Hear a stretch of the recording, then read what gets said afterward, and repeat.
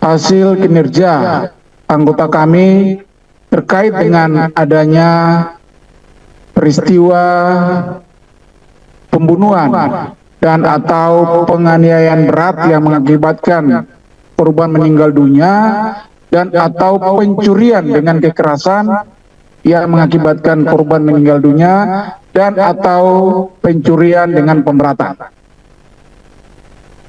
Adapun laporan polisi yang mendasari kasus ini adalah laporan polisi pada tanggal 26 Februari 2025, di mana kami sampaikan bahwa laporan polisi ini dibuat oleh pihak Pusat Polres Metro Jakarta Timur untuk melakukan penyelidikan dan penyidikan terkait dengan kasus yang sudah kami sampaikan tadi. Awal mulanya kasus ini kami sampaikan juga korban adalah saudara CS umur 69 tahun. Sedangkan pelakunya atau tersangka adalah saudara ZA alias A umur 35 tahun. Awal mulanya kejadian ini terjadi pada hari Minggu tanggal 16 Februari 2025 sekitar pukul 09.00. Korban pamit dari istrinya yang berinisial PTS dari rumah mereka di daerah Jakarta Selatan, tepatnya di daerah Cipete, untuk ke lokasi proyek, di mana korban ini memiliki proyek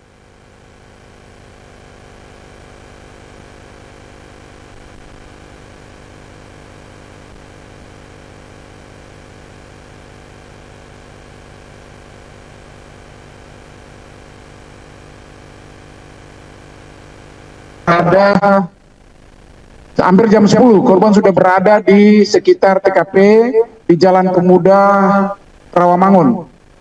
Dan korban bertemu dengan tersangka ZA, dan kebetulan memang tersangka ZA ini dipercaya korban untuk mengawasi pekerja yang ada di proyek tersebut. Jadi ZA ini merupakan orang kepercayaannya dari korban, sampai ATM pun, nomor PIN pun diberitahukan oleh korban kepada tersangka untuk mengambil uang untuk membelikan bahan-bahan yang dibutuhkan oleh para tukang. Sesampainya korban di TKP, korban berbincang-bincang dengan tersangka, kenapa para karyawan, pekerja kuli yang ada di situ mereka mogok kerja.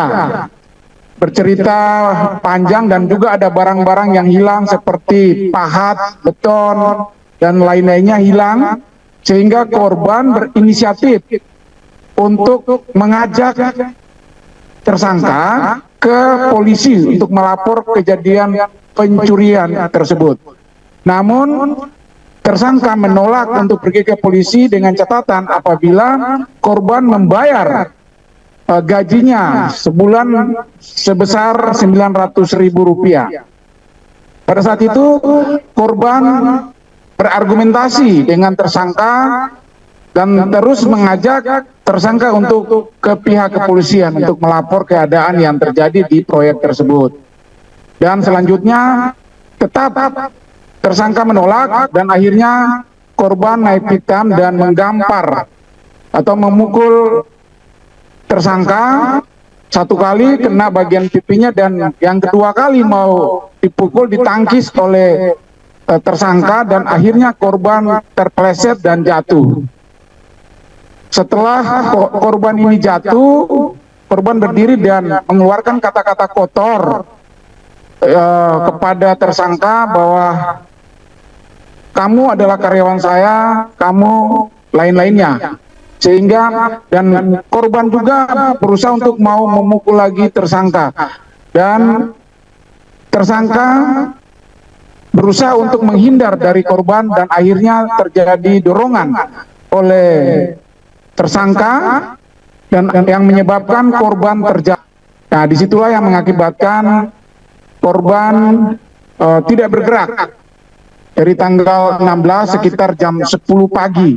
Kejadiannya itu tepatnya sekitar jam 10 pagi. Selanjutnya karena korban tidak bergerak, tersangka membiarkan korban dan melakukan aktivitasnya layaknya kuli bangunan dan mengawasi proyek di situ. Mereka berdua sendirian di situ. Selanjutnya sekitar sore hari, tersangka mengecek lagi keberadaan korban apakah masih bernyawa atau tidak. Dan selanjutnya dicek oleh tersangka bahwa korban sudah tidak lagi bernyawa. Dan masih korban membiarkan tersangka di TKP. Pada keesokan harinya, tersangka mengecek lagi korban dan selanjutnya menyeret korban ke belakang proyek dan memasukkan korban di bekas saluran air yang di proyek tersebut. Dan tanggal 18 esok harinya lagi, tanggal 18 Februari, korban mau ngecek lagi, dan selanjutnya karena sudah 2 hari korban meninggal dunia, tersangka akhirnya melihat ada lalat yang sudah mulai mengerubungi korban. Selanjutnya tersangka menutup korban dengan pasir dan membuat cor, adukan semen, dan selanjutnya mengecor korban. Setelah dicor dan selanjutnya korban menutup lagi dengan bata yang ada di situ dan menutup secara rapi korban pada saat itu. Tanggal 19 selanjutnya tersangka pulang ke rumah orang tuanya yang berada di wilayah Jawa Tengah. Dari tanggal 19 sampai tanggal 24 tersangka berada di rumah orang tuanya. Tapi kami jelaskan juga bahwa pada tanggal 17 itu korban sudah mengambil uang di ATM, bukan korban, tersangka sudah menarik uang tunai dan juga mentransfer uang dari ATM korban ke ATM tersangka. Itu sebesar dia mentransfer 64 juta dan dia menarik tunai sebesar 2.500.000. Itu tanggal 17 sekitar sore hari jam 15.00 dan selanjutnya tanggal 17 itu juga sekitar malam hari 19.00 pelaku menarik uang dari ATM-nya dan uang yang tadi milik korban itu sebesar 10 juta rupiah. Nah, kita kembali pada saat pelaku berada di rumah orang tuanya sampai tanggal 24 Februari, selanjutnya dia kembali ke Jakarta.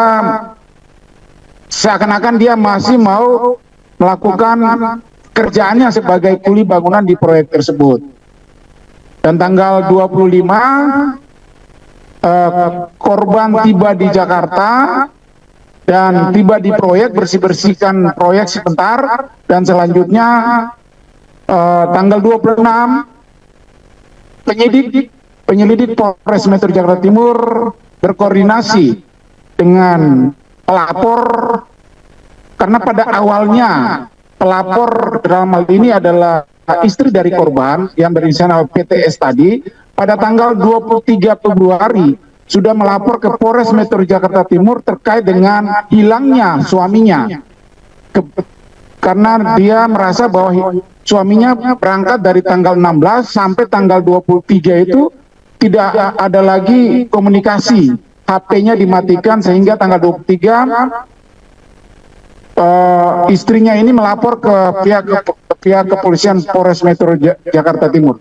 Dari tanggal 23 itu penyidik mulai melakukan analisa dan penyelidikan dan menganalisis fakta-fakta yang terjadi. Memang mulai dari CCTV, memang benar tanggal 16 Februari itu sekitar jam 9 sampai jam 10 itu korban datang ke proyek dan selanjutnya tidak terlihat lagi di CCTV korban keluar ataupun bis meninggalkan dari proyek tersebut.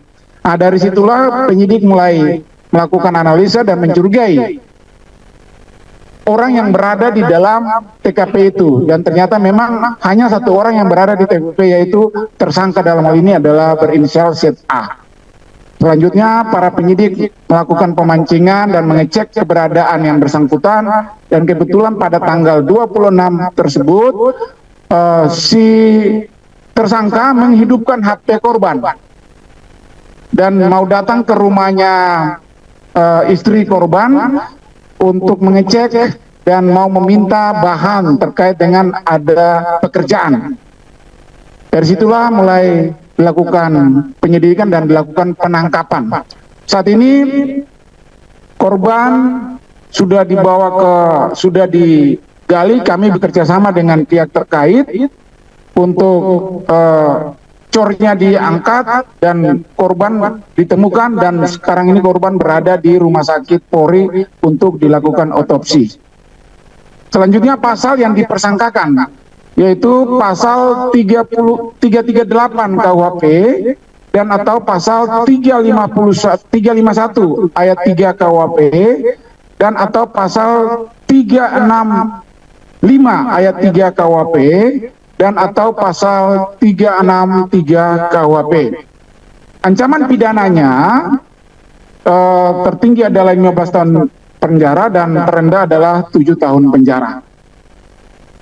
Barang bukti yang dapat kita sita antara lain adalah 1 buah puing batu behel, terus pacul yang digunakan untuk mengaduk semen, juga baju, dan juga handphone, serta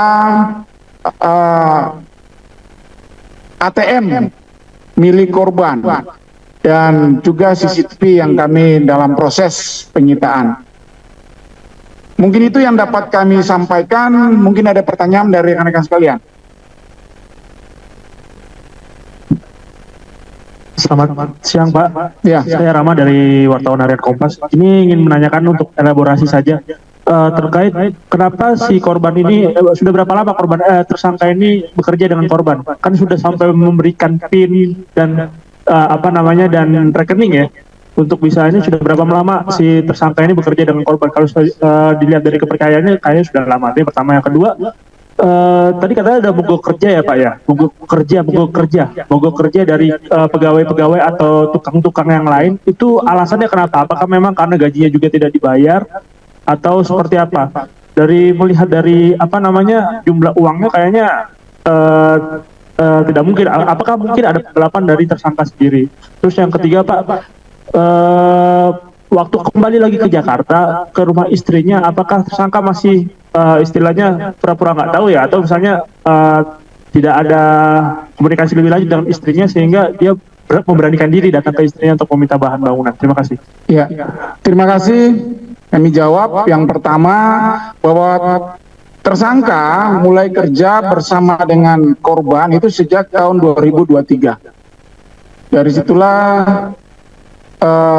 tersangka dipercaya oleh korban untuk membeli bahan-bahan yang dibutuhkan oleh para kuli bangunan yang ada di situ. Yang berikutnya, yang kedua, kuli bangunan melakukan mogok kerja karena gaji yang belum dibayarkan oleh korban. Ya, gaji yang belum dibayarkan sehingga melakukan mogok kerja. Oke. Untuk jumlah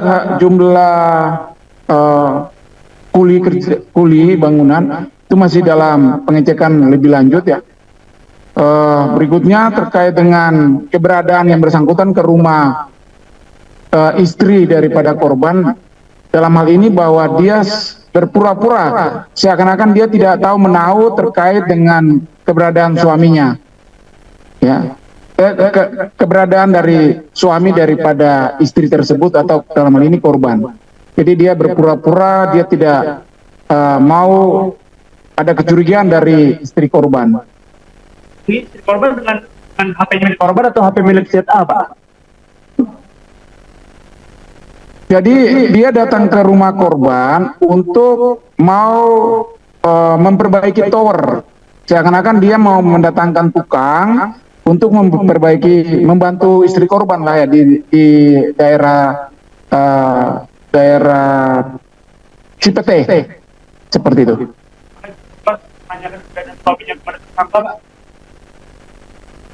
Pada saat dia datang, belum sempat korban menanyakan keberadaan suaminya ya pada saat itu, tapi langsung ditangkap oleh pihak kepolisian Polres Metro Jakarta. Iya, ditangkapnya di rumah korban, di rumah istri korban ya, di daerah Cipete. Iya, ada yang bertanyakan? Iya, silakan.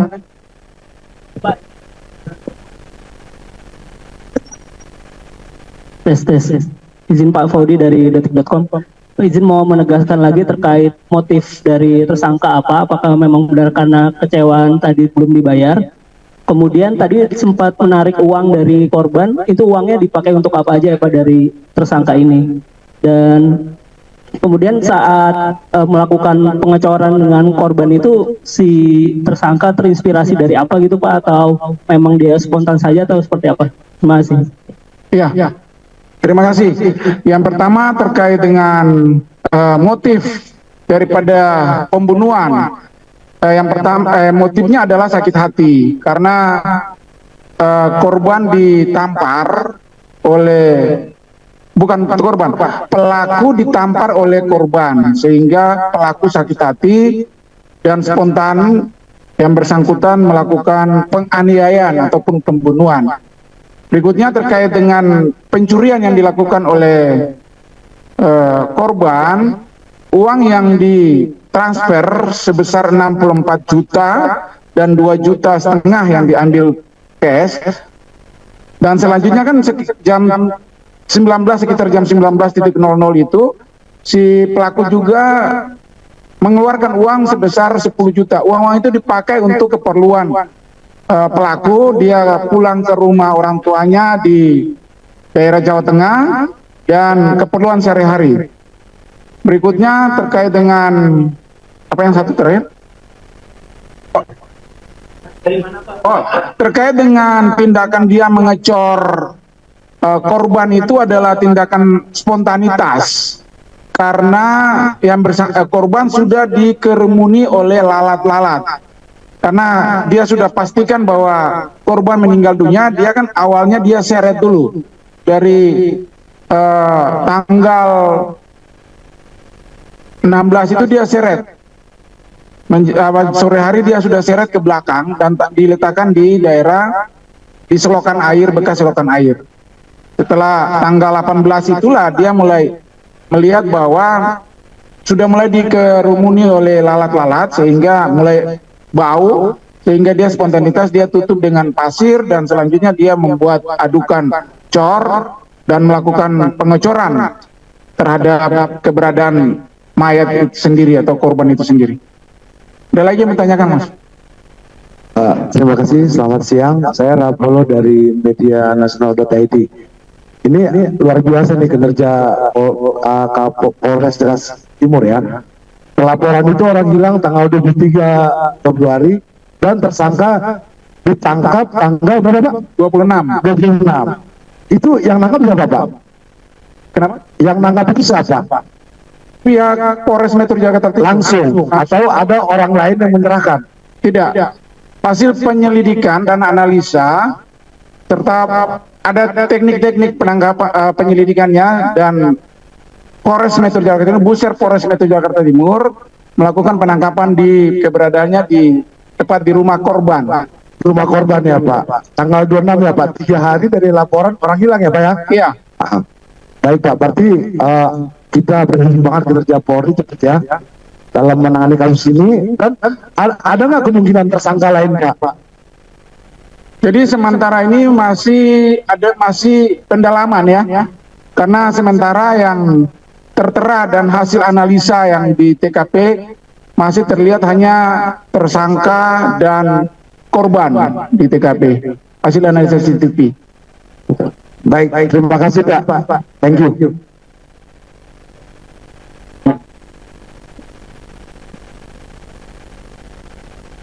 Sampai saat ini belum ada indikasi pelaku menggunakan narkotika ataupun minuman keras. Jadi dia melakukan secara sadar, ya tidak ada tekanan. Yang tadi saya bilang motifnya adalah sakit hati. Ya, silakan. Selamat sore, Johan dari faktual.net.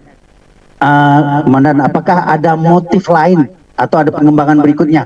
Apakah sampai saat ini baru motif sakit hati? Berarti kan spontanitas dan nampaknya pelakunya tunggal gitu ya. Nah, apakah ada pengembangan atau motif yang lain kira-kira? Ya. Terima kasih. Terima kasih. Seperti saya sampaikan tadi bahwa kasus ini masih dalam pengembangan, tidak menutup kemungkinan ada kemajuan dari penanganan kasus ini. Yang pasti sampai saat ini kami dari penyidik Polres Metro Jakarta Timur baru menetapkan satu tersangka sesuai dengan analisis daripada alat bukti yang